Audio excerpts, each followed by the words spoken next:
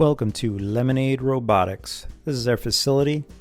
The point of this channel is to teach robotics, animatronics, and fabrication.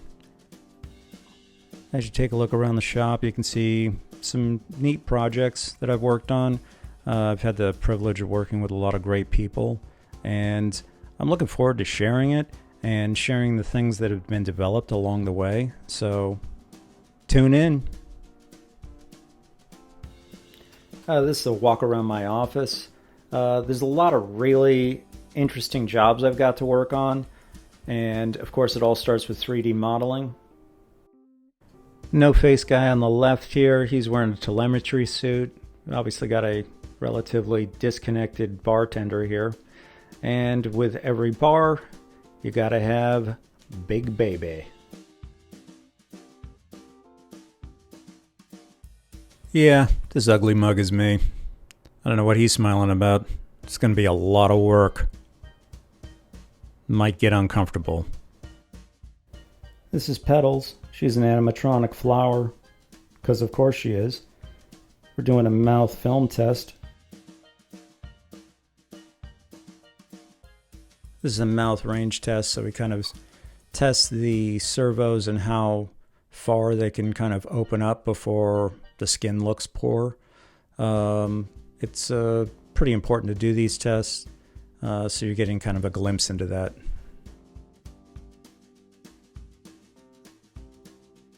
This is the first kind of dress rehearsal. Not everything's working on her at this point, but it's always good to get something in the can. This is the first hand we did. The movement's actually quite nice. This is in order to get the seed round. And what you see here is the third hand that was created. This thing was relatively bulletproof. It looks like heck because it's been crashed more times than something out of GTA 5. This is the next hand. There were a lot of touch sensors. It was a huge progression to actually get to this hand. It's all 3D printed except for a couple of linkages and so forth. And then we have, this is basically the hero hand for Robot 6. We can get into the weeds on that in another video, but it really came together quite well. This is the first robotic hand. You can see that there's just a single wrist move, but it does have a thumb rotation there. This is the first robotic arm, and the second robotic hand. We also added another wrist move. Just doing some programming right now.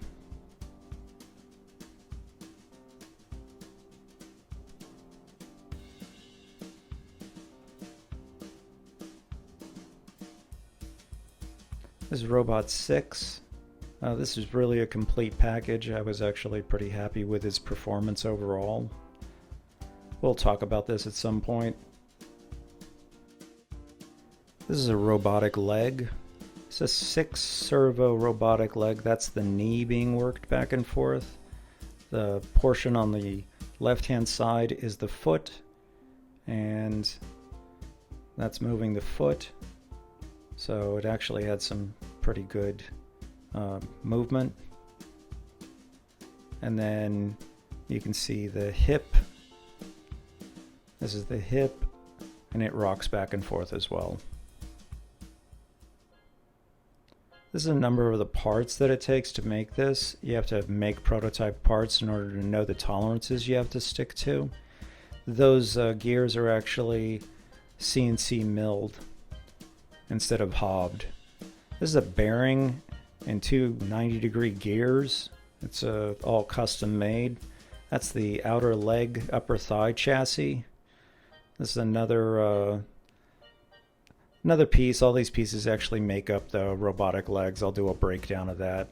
These are servo driver cards, custom made motors I had done, custom made chassis, a bunch of gear trains. There's a harmonic drive, and there's a custom made cycloidal drive. There's some off-the-shelf servos in the back. This is a custom made cycloidal drive. This is one of the internal working gears. This is the housing for that. This is a double stage cycloidal drive. It's a very difficult mechanism to make. I'll give you a breakdown of how that works. A custom made servo control card for it with a custom made gasket. The whole thing actually came together relatively well. This is the housing for the servo all put together. It's all buttoned up. It's a pretty powerful servo. I'll go through the stats and give when I do the breakdown for it. These are off-the-shelf servos. There's a custom gear on top. You can see it's skeletonized, so you can see inside. I find these servos to be pretty great, but there's a lot of improvement. They're also brushed motors.